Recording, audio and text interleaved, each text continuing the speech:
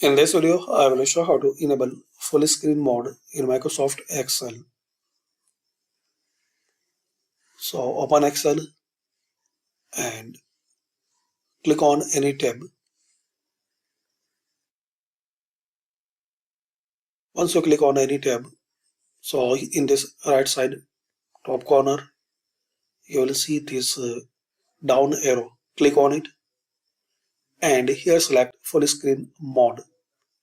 Maximize the window and hides the ribbon and quick access toolbar. Click at the top of the window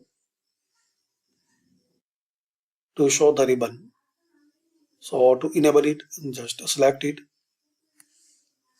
Now to remove and to disable, press escape key on keyboard.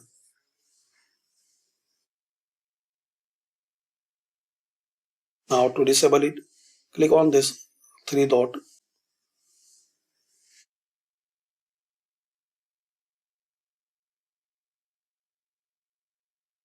Now again click on this down arrow and here you can select always show ribbon.